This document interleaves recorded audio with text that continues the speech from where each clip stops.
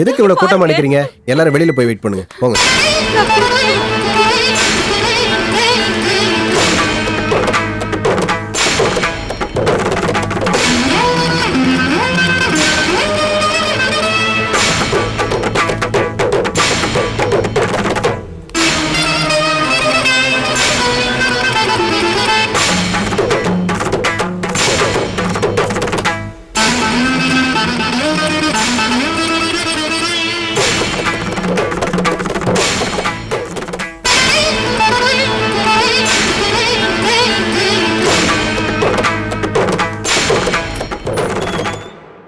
Doctor doctor கணேசனுக்கு என்னாச்சு? ஏன் திரும்பவும் மயக்கமாயிட்டா? அவர் பொண்ணு இறந்த அதிர்ச்சியான சம்பவத்தை இன்னும் அவரால் தாங்கிக்க முடியல. அந்த அதிர்ச்சியான சம்பவத்திலிருந்து இன்னும் மீளாம இருக்கார். அதனாலதான் திரும்பவும் மயக்கமாயிட்டார். இன்ஜெக்ஷன் போட்டிருக்கேன், இன்னும் 1 ஹவர்ல சரியாயிடும். அப்புறம் ஒரு முக்கியமான விஷயம், அவர் கண்ணு முடிச்சதும் யாரும் அவர்கிட்ட போய் அழுது புலம்ப வேணாம். சரி டாக்டர், பாத்துக்குங்க.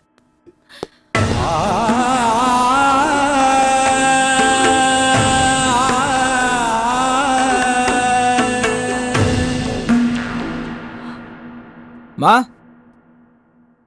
மா என்னடா செல்வா, இன்னைக்கு இவ்வளவு சீக்கிரம் வந்துட்ட?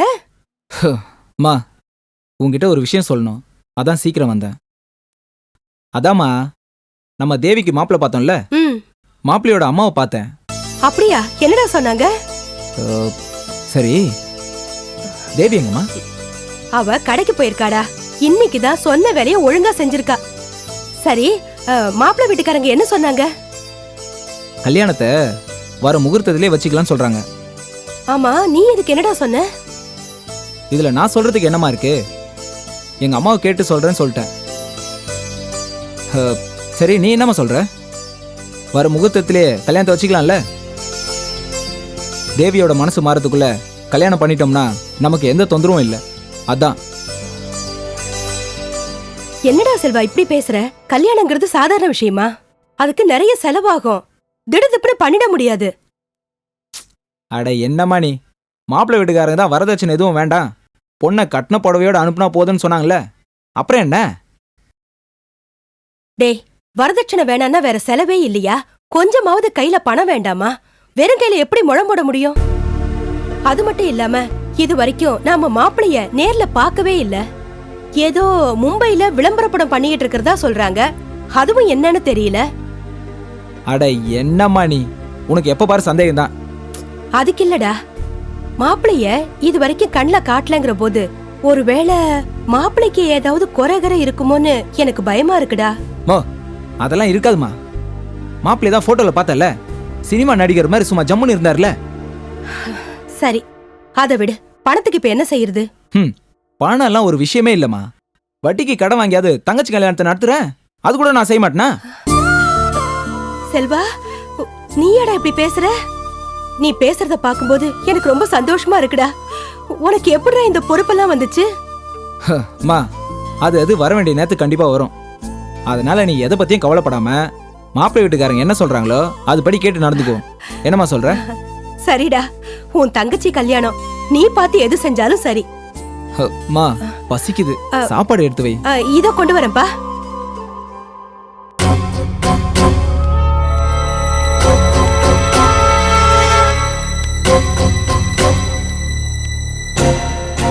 வணக்கம் ஆதி, எப்படி இருக்கீங்க? எதுக்கு என்ன அவசரமா வர சொன்னீங்க? தேவி விஷயமா உங்ககிட்ட பேசலாம் தான் வர சொன்னேன். சரி, தேவி கல்யாணத்துக்கு சம்மதிச்சிட்டாளா? நான் இறந்துட்டேங்கிறத அவ நம்பிட்டாளா? அவ நம்புற மாதிரில ஆக்கி கொடுத்தேன், அப்புறம் எப்படி நம்பாம இருப்பா? அப்போ கல்யாணத்துக்கு ஓகே சொல்லிட்டாளா? ஒரு வழியா சம்மதிக்க வச்சுட்டேன். சரி, எப்போ கல்யாணம்? தேவி கல்யாணத்துக்கு சரின்னு சொன்ன உடனே நான் மாப்பிள்ளை வீட்டில் போய் பேசினேன். மாப்பிள்ளையோட அம்மா உடனே கல்யாண தேதியை குறிச்சலாம் சொன்னாங்க. நல்ல விஷயம் தானே. இதையும் சந்தோஷமா சொல்லாம ரொம்ப வருத்தமா சொல்ற? ஆமா ஆதி, அவங்க கல்யாண தேதியை குறிக்கணும்னு சொன்னதும் எனக்கு பயம் வந்துருச்சு. மாப்பிள்ளை வீட்டுக்காரங்க எந்த வரதட்சணையும் கேட்கல, பொண்ணு மட்டும் அனுப்புனா போதுன்னு சொல்லிட்டாங்க. அதுக்காக நாமளும் தேவி அப்படியே அனுப்புறது நல்லது இல்லைல்ல. நம்மளால முடிஞ்ச அளவுக்கு நகை நட்டு சீர்சனத்தை செய்ய வேண்டாமா? நமக்குன்னு ஒரு கௌரவம் இருக்குல்ல, அதை விட்டு கொடுக்க முடியுமா? நீ சொல்றது 100க்கு 100 உண்மைதான். அவங்க அவங்களோட பெருந்தன்மை காட்டிட்டாங்க. அதுக்காக நீங்களும் அப்படியே அனுப்புறது நல்லதில்லை. ஒன்று அவங்க சொன்ன மாதிரி கட்டின புடையோடு அனுப்புறது நமக்கு மரியாதை இல்லை தான். ஆனால் உடனே கல்யாணம்னா அதுக்கு பணம் ரெடி பண்ணுறது கொஞ்சம் கஷ்டமாக இருக்குது. அதான் என்ன பண்ணுறதுன்னு தெரியல. இந்த சம்மந்தம் முடியாமல் போயிருமோன்னு பயத்தில் இருந்தேன். நீங்கள் கொடுத்த ஐடியாவில் தான் என் தங்கச்சிக்கு ஒரு நல்ல வாழ்க்கை கிடைக்க போகுதுன்னு சந்தோஷத்தில் இருந்தேன். ஆனால் இப்போ அது இப்போ எதுக்கு நீ தேவையில்லாம கவலைப்படுற? உன் தங்கச்சி கல்யாணத்துக்கு எவ்வளோ பணம் தேவைப்படுது சொல்லு, அதை நான் தரேன். பரவாயில்ல சொல்லு. இல்லை, எப்படியும் ஒரு 50,000 ரூபாய் கூட இல்லாமல் கல்யாணம் பண்ண முடியாது. 50,000 தானே, அந்த பணத்தை நான் தரேன்.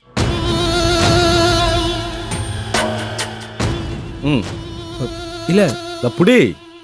வேண்டாம். ஏய் புடி. நல்ல விஷயத்தை தள்ளி போடாமல் உடனே முடிச்சிடணும். தான் நான் இப்போவே போய் மாப்பிள்ளையோட அம்மாவை சந்திச்சு பேசுகிறேன். இரு, நானும் உன் கூட வரேன். ஒன்றா பைக்கில் போயிடலாம். சரி வா. ஆதி.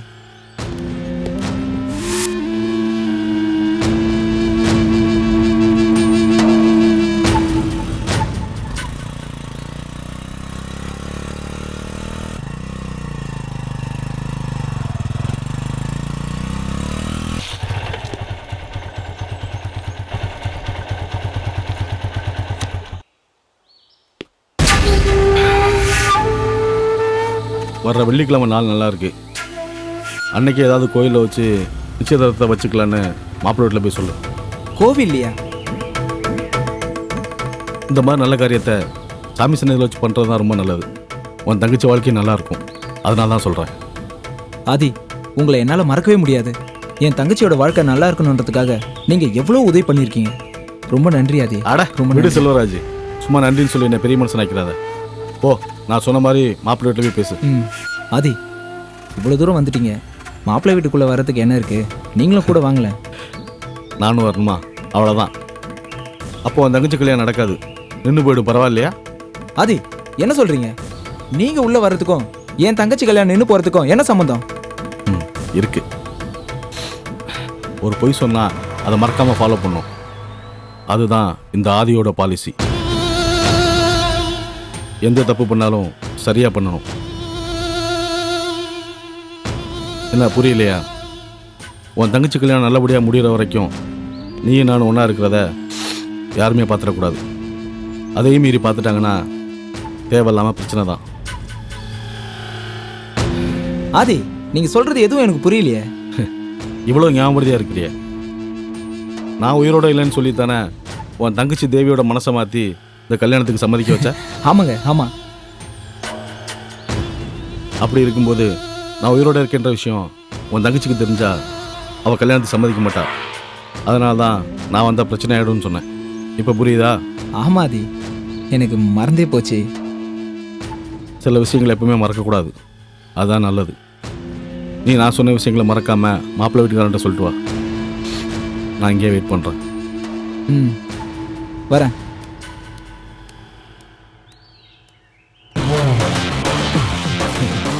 போடா போ. உன் தங்கச்சி தேவியோட கழுத்தில் தாலி ஏறினா தான் நான் எந்த பிரச்சனையும் இல்லாமல் பூஜா கழுத்தில் தாலி கட்ட முடியும். டே வினோத், பூஜாவை லவ் பண்ணுறியா? நான் விட்டுருவானா? உனக்கு இந்த ஆட்டோக்காரன் தங்கச்சி தாண்டா பொண்டாட்டியை வரப்போறா.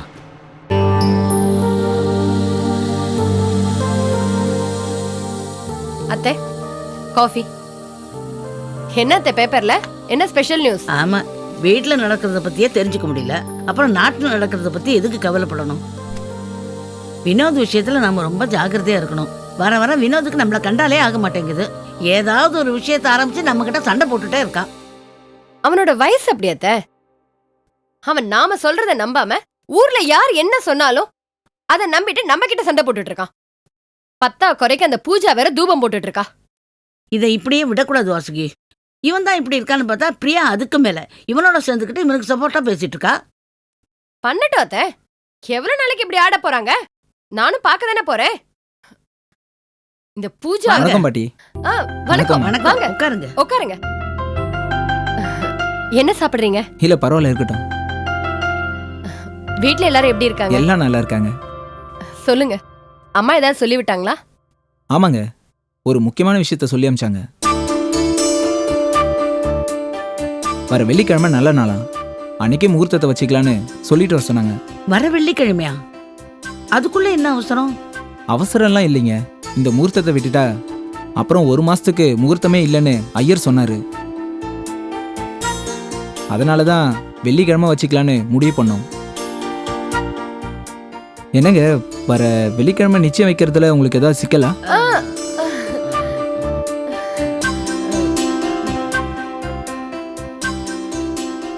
அப்படிலாம் ஒன்றும் இல்லை. வர வெள்ளிக்கிழமைனா அதுக்கு வேணுங்கிற ஏற்பாடெல்லாம் உடனே பண்ண வேண்டாமா? அதுக்கு தான் சொன்னேன். அதான் என்னங்க பண்றது, வேற தேதி எதுவும் இல்லையே. சரிப்பா, அந்த தேதியிலே நிச்சயதார்த்தத்தை வச்சுக்கலாம். அப்புறம் ஒரு விஷயம், நிச்சயதார்த்தத்துக்கு முன்னாடியே மாப்பிள்ளை ஊருக்கு வர மாதிரி ஏற்பாடு பண்ணுங்க. அப்புறம் கடைசி நேரத்தில் லீவ் கிடைக்கல அது இதுன்னு சொல்ல போறாரு.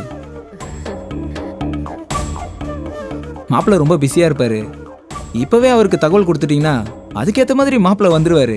அதனால தான் சொன்னேன். என்னங்க, மாப்பிள்ளைய ஒரு நாளுக்கு முன்னாடி வர சொல்லுங்கன்னா எதுவும் பேசாம இருக்கீங்க? அதெல்லாம் ஒண்ணும் இல்லப்பா. வினோத் கொஞ்ச நேரம் முன்னாடி தான் என்கிட்ட பேசினா. நாங்க உடனே கிளம்பி வரதா சொன்னோம். ஆனா நிச்சயதார்த்தம் எப்போன்னு சொல்லுங்கம்மா, நான் ஒரு நாளைக்கு முன்னாடி வந்துடுறேன் அப்படின்னு சொன்னான். அத பத்தி தான் நானும் அத்தையும் யோசிச்சுக்கிட்டு இருந்தோம். ஒரு நாளுக்கு முன்னாடியா? சரிங்க, அப்போ நான் கிளம்புறேங்க. இருங்க, காஃபியா சாப்பிட்டு போங்க. அதுக்கு என்னங்க, நிச்சயதார்த்தம் முடியட்டுங்க, அதுக்கப்புறம் உங்க வீட்டுக்கு வந்து விருந்தே சாப்பிட்றேன். என் மருமக தேவியை கேட்டேன்னு சொல்லுங்க. சரிங்க, வரேங்க. வரேன் பாட்டி. வாங்க.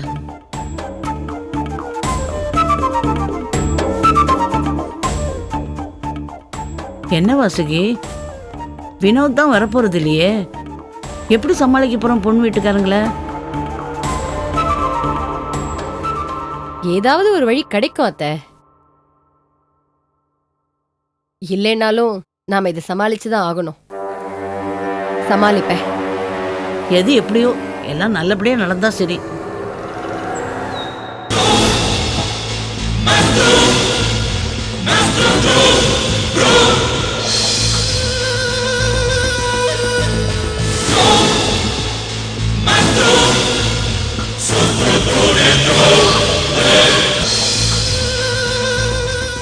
என்ன இந்த ஆட்டோக்காரன் இன்னும் காணும்?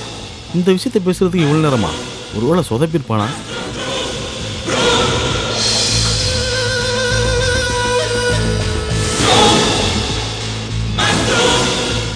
ஏன் இவ்வளோ நேரம்? சம்மந்தி விடணும் அப்படியே செட்டில் ஆயிட்டியா? போதும் போதும், வழியாத தொடச்சிக்கோ. சரி சொல்லு, மாப்பிள்ளை வீட்டில் என்ன சொன்னாங்க? வெள்ளிக்கிழமை நல்ல நாள், அன்னைக்கு நிச்சயம் வச்சுக்கலான்னு சொன்னேன். அதுக்கு அவங்க முதல்ல தயங்கினாங்க. என்னது தயங்கினாங்களா? ஏன் என்னாச்சு? வாயை திறந்து சொல்லு. இவ்வளோ சீக்கிரம் எல்லா ஏற்பாடையும் பண்ணுறதுக்கு கொஞ்சம் சிரமமாக இருக்குன்னு சொன்னாங்க. அதுக்கு நீ என்ன சொன்ன? இந்த முகூர்த்த தேதியை விட்டால் அப்புறம் 1 மாதத்துக்கு முகூர்த்தமே இல்லை, வர வெள்ளிக்கிழமை முகூர்த்தத்தை வச்சுக்கலான்னு சொன்னதுக்கு அப்புறம் யோசிச்சு பார்த்துட்டு சரின்னு சொல்லிட்டாங்க. மாப்பிள்ளையை ஒரு நாளுக்கு முன்னாடியே வர சொல்லிட்டேன். சரி, அப்போது நிச்சயதார்த்தம் நல்லபடியாக நடக்க போகுதுன்னு சொல்லு. அது எல்லாத்துக்கும் நீங்கள் தான் அதிக காரணம். நீங்கள் மட்டும் இல்லைன்னா இந்த சம்மந்தம் முடிஞ்சிருக்காது. முதல்ல உங்கள் மேலே கோவம் இருந்தது, ஆனால் இப்போ உங்களால் என் தங்கச்சிக்கு ஒரு நல்ல வாழ்க்கை கிடைக்கும்போது அந்த கோவம் மாறி ரொம்ப சந்தோஷமாக இருக்காது. சரி, ஓகே. இதே சந்தோஷத்தோட நிச்சயத்துக்கு உண்டான எல்லா வேலையும் பாரு. எதுவாக இருந்தாலும் மறக்காம எனக்கு ஃபோன் பண்ணு, நான் ஹெல்ப் பண்ணுறேன். கண்டிப்பாக ஆதி, நீங்கள் இல்லாமல எதுவாக இருந்தாலும் உங்களை தான் காண்டாக்ட் பண்ணுவேன். அப்போ நான் கிளம்பிட்டா ஆதி? வா, வரேன்.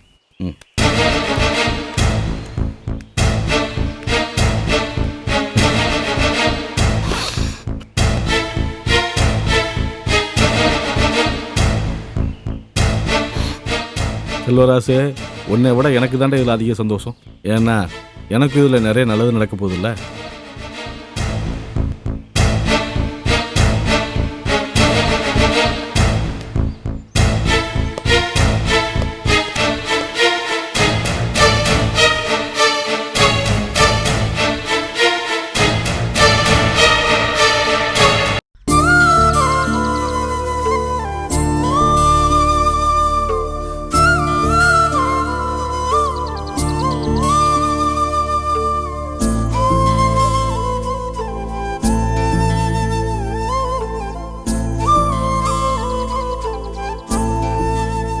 வாசுகி, பொண்ணோட அண்ணன் கோவில்ல வர வெள்ளிக்கிழமை நிச்சயதார்த்தம் நடத்தலாம்னு சொல்லிட்டு போயிட்டான். நீயும் சரின்னு சொல்லிட்ட. எப்படி நிச்சயார்த்தம் நடத்த போற? அத பத்தி தான் அத்தை யோசிச்சுட்டு இருக்கேன். நீ என்ன யோசிச்சாலும் நிச்சயார்த்தம் நடக்கிறது முடியாத காரியம். ஏன் அத்தை அப்படி சொல்றீங்க? பின்ன என்னடி, நிச்சயத்துக்கு ஒரு நாள் முன்னாடியே மாப்பிள்ளை ஊர்ல இருந்து வரவழிங்க, நாங்க பாக்கணும்னு பொண்ணோட அண்ணன் சொல்லிட்டானே. நீயும் மண்டை ஆட்டிட்ட. வினோத் இல்லாம எப்படி? அத்தை, வினோத்துக்கும் பூஜாக்கும் கல்யாணம் நடக்கவே கூடாது. அது நடக்கணும்னா வினோத்துக்கும் தேவிக்கும் நிச்சயதார்த்தம் நடந்தே ஆகணும். நீ நினைக்கிறதெல்லாம் சரி, நீ நினைச்ச மாதிரி நடக்குமா? நடக்கும் அத்தை, நடந்தாகணும். என்னமோ நீ சொல்றதுக்கெல்லாம் நான் ஆமா ஆமான்னு தலையாட்டுறேன். ஆனா இருக்கிற நிலைமையை பார்த்தா நிச்சயதார்த்தம் நடக்கும்னு எனக்கு தோணல. நான் நினைச்சது நடக்கணும்னா நான் எதை வேணாலும் செய்வேன். நீங்க தேவையில்லாம மனசை போட்டு குழப்பிக்காதீங்க அத்தை. நீ நினைச்சதும் சாதிப்பேன்னு எனக்கு தெரியும்.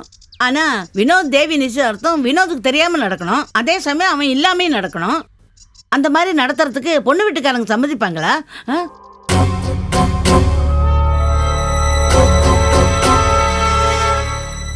இவன் எதுக்குடி இங்க வந்தான்?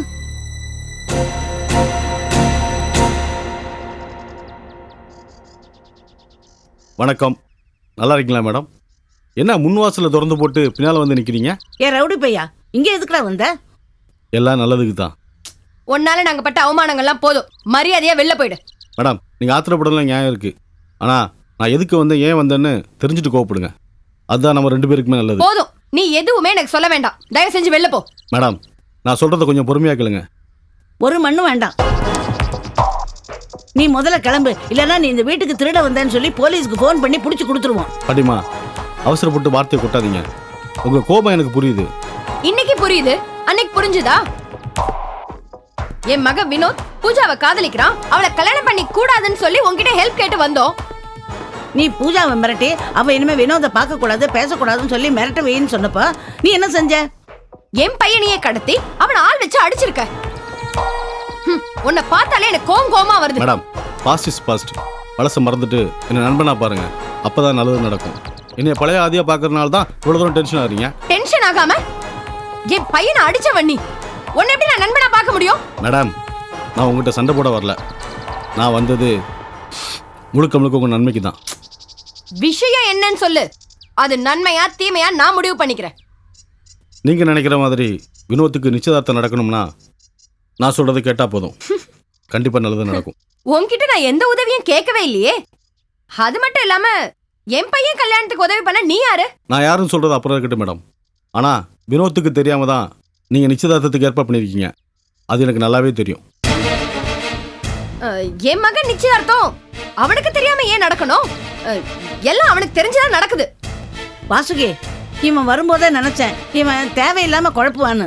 இத பாருப்பா, நீ முதல்ல கிளம்பு. ஒண்ணு கிடக்க ஒண்ணு பண்ணிட்டு போயிடாத. பாட்டிமா, பொறுமையா இருங்க, பதறாதீங்க. நான் இப்ப என்ன சொல்லிட்டேன்? நடக்கிற உண்மை தானே சொன்னேன். இதுல என்ன தப்பு இருக்கு? என் மகன் எதிர்காலத்தை பத்தி யோசிக்க வேண்டியது நாங்க. நீ எதுக்கு தேவையில்லாம வினோத்துக்கு தெரிஞ்சு நடக்குதா தெரியாம நடக்குதான்னு கேக்குற? அதனால்தான் நடந்ததை மறந்துடுங்கன்னு சொன்னேன். பழச மனசுல வச்சுக்கிட்டு தேடி வந்து உதவி செய்ய வந்த என்ன கெட்டவனா பாக்குறீங்க. என்ன நல்லவனா நண்பனா பாருங்க, நல்லதே நடக்கும். வினோத்துக்கு தெரியாம நிச்சயதார்த்தம் நடத்த போறீங்கன்னு நான் ஏன் சொன்னேன், எதுக்கு சொன்னேன்னு யோசிச்சு பாருங்க. வினோத் பூஜாவை லவ் பண்றது தெரிஞ்ச விஷயம். ஸோ வினோத் பூஜாவை மறந்துட்டு வேற ஒரு பொண்ணை கல்யாணம் பண்ணிக்க கண்டிப்பா சம்மதிக்க மாட்டான். வினோத்தும் பூஜாவும் கல்யாணம் பண்ணிக்க கூடாதுன்னு நீங்க ஒரு முடிவோட இருக்கீங்க. அதுவும் எனக்கு நல்லா தெரியும். ஆமா, எனக்கு ஒண்ணு மட்டும் புரியல. நீ எதுக்காக வினோத்தோட நிச்சயார்த்தம் நடக்கிறதுக்கு நான் உதவி பண்றேங்கிற? நீ என்ன பொண்ணுக்கு சொந்தக்காரனா?